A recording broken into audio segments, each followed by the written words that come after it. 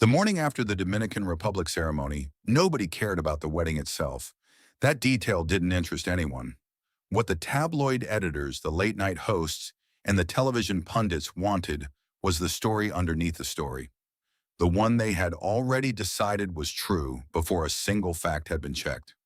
Michael Jackson had married Lisa Marie Presley, and within 24 hours the consensus was unanimous. This was a lie.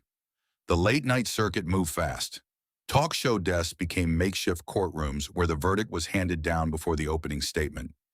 Entertainment journalists who had been quietly circling Michael for months now had something to work with. The narrative wrote itself.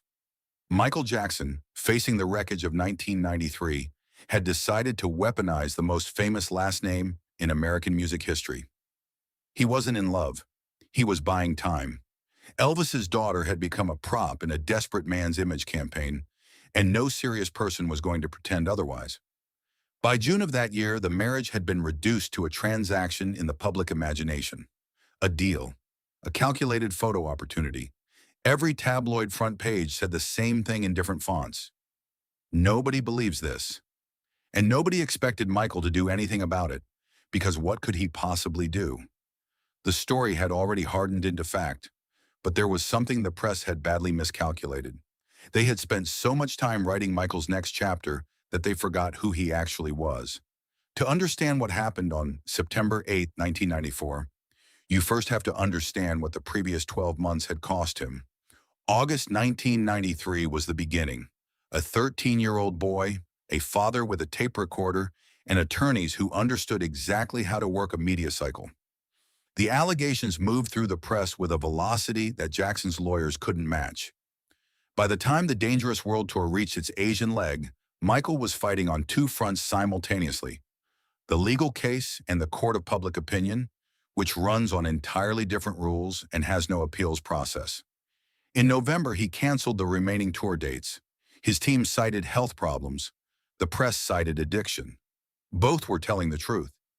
He had been taking prescription painkillers since a 1984 Pepsi commercial when an accidental pyrotechnic blast burned his scalp badly enough to require reconstructive surgery. A decade of follow-up procedures had deepened that dependency, and the weight of the 1993 investigation cracked it completely open. He withdrew to Europe. Elizabeth Taylor flew to be with him. The image of the king of pop, untouchable, sovereign, the most famous human being alive, had developed a fracture that every camera in the world was now aimed directly at. January 1994. He settled with the Chandler family for a reported $23 million without admitting guilt. The press treated the number like a signed confession. It wasn't. But nuance had no market value that winter, and precision wasn't what anyone was selling. And then quietly, something else was happening. He had been calling Lisa Marie Presley. They had known each other since childhood.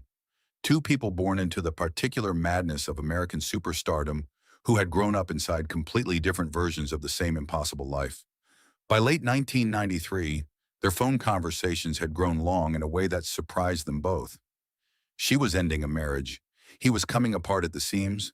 They talked the way people talk when they've run out of safe topics and landed somewhere honest.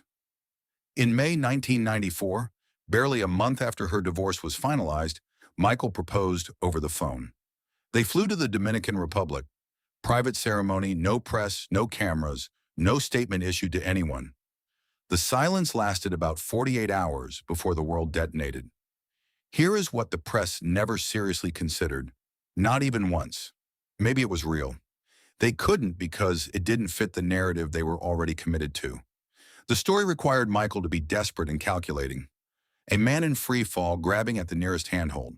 So that became the accepted truth, not through evidence, but through sheer industrial repetition. By the summer of 1994, you couldn't turn on a television without encountering some version of the same sentence. Nobody believes this marriage is genuine. Michael made no public appearances, gave no interviews, issued no statements. While magazine covers ran side-by-side comparisons of his face over the years, with headlines designed to read his medical diagnoses, while syndicated radio hosts turned his marriage into a recurring bit that writers could phone in from home, while entertainment programs filled airtime with panels of people who had never met him, explaining what he was really thinking. He said nothing, not one word. That silence was apparently maddening. By early September, the entertainment press had run through every available angle.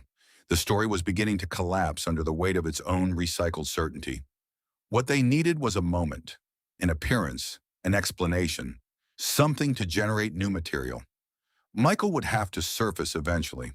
He would show up somewhere, face the cameras, and try to defend himself. Nobody was prepared for what he actually chose to do. September 8, 1994, the 11th annual MTV Video Music Awards. Radio City Music Hall, New York City. This was not a marginal event or a soft venue. In 1994, MTV sat at the center of the entire cultural conversation, the stage where careers were made or permanently broken, where the industry came to see what was real and what wasn't. Every major entertainment journalist had a press credential. Every camera was live. The audience contained virtually every significant name in American music and film, alongside hundreds of people who had shown up specifically to witness what Michael Jackson would do when he finally emerged. The show's producers had reached out to Michael's team weeks earlier with a proposal: open the ceremony alongside Lisa Marie. Walk out, say a few words, hand off to the host. Michael agreed. Even the MTV staff couldn't fully believe it would actually happen. Producer Sally Frattini would later say that the entire production team was surprised the couple went through with it. They had proposed the concept, she explained, but whatever took place on that stage had been shaped by Michael himself. Backstage, 30 minutes before the ceremony began, the corridor outside Michael's dressing room had a particular kind of quiet. Not peace, the silence before something. Lisa Marie was composed but visibly tense. She had agreed to this, understood why it was necessary, but she was not a performer in the way Michael was, and she had never been comfortable being used as a variable in someone else's equation, even one she had consented to. Michael was different. He was completely still, not the stillness of someone waiting nervously, the stillness of someone who has already decided exactly what he is going to do and is simply waiting for the correct second to do it. He had absorbed 12 months of noise. Every cover story, every punchline, every editorial that ended with the same conclusion. He had not responded to any of it. He had let it accumulate. He had let them believe that silence meant helplessness. Tonight, he was going to answer all of it in under a minute. The announcer's voice filled Radio City Music Hall. Ladies and gentlemen, please welcome Mr. and Mrs. Michael Jackson. The curtain opened. The crowd noise was complicated, not clean cheering, something more disoriented. The sound of 12,000 people who had spent a year being told one thing now, watching something else walk toward the microphone. They didn't know what they were supposed to do with what they were seeing. They screamed anyway because screaming at Michael Jackson in 1994 was by then something close to a reflex. He moved the way he always moved on a stage, like gravity applied to him differently than it did to everyone else. Lisa Marie at his side, present, not staged. They reached center stage. He stood at the microphone and let the noise run its course. I'm very happy to be here. A pause. He turned his head slightly toward Lisa Marie. Just enough. Then back to the audience. Back to the cameras.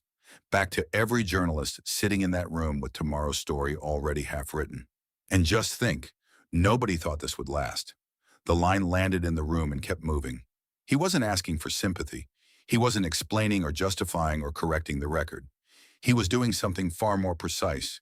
He was taking 12 months of ridicule and converting it into the setup for a punchline that he then delivered with the same cold composure he brought to everything else he had ever done. 14 words. Every tabloid cover, every monologue, every smug editorial sentence acknowledged, absorbed, and returned. He removed his sunglasses. He turned to Lisa Marie, pulled her toward him, and kissed her in front of 12,000 people and every live camera in the building. 4 seconds. Then he smiled, took her hand, and they walked off the stage together without saying another word. The sound the crowd made afterward was something the people present would struggle to accurately describe for years, not quite screaming. More like the noise a room generates when everyone inside it simultaneously recognizes they've witnessed something they didn't predict and cannot immediately classify. The next morning, not a single major newspaper led with the 1993 settlement. No entertainment desk ran a headline about a fabricated marriage or a desperate PR campaign. From New York to London to Tokyo, one story dominated every front page and every broadcast. The moment, the line, the 45 seconds that nobody saw coming and everybody was still trying to process. The New York Times, which had covered every development of Jackson's legal troubles with the careful consistency of a publication that believes it is documenting history, called the VMA appearance a surprise coup, which is a measured, precise way of saying, we didn't anticipate this, and now that it has happened, we understand exactly what it was. Michael had not hired a crisis communications firm. He had not arranged a sympathetic interview with a trusted journalist. He had not gone on a morning show, looked into a camera, and explained his feelings to an audience that had already decided what his feelings meant. He had walked onto the most watched stage in American pop culture, said 14 words, kissed his wife, and left. He had rewritten the story, without an apology, without a press release, without a single defensive gesture or concession to the people who had spent a year telling the world he was finished. The same press machinery that had run his image through the shredder for 12 consecutive months woke up the next morning and found that the only story they had left to tell was the one he had handed them. The press had spent 12 months constructing a narrative about Michael Jackson. On September 8, 1994, Michael Jackson walked into the room where they were all gathered and replaced their narrative with his own. Not by arguing, not by defending, by doing exactly what he had always done when someone told him it couldn't be done, by showing up and making it impossible to look anywhere else. That's not crisis management. That's not media training or spin. That's something rarer, an instinct for how attention actually moves, developed by a person who had been living at the center of it since he was 6 years old and knew exactly how every gear worked. Have you ever answered a critic not with words, but with a single action that made the argument irrelevant? Drop it in the comments.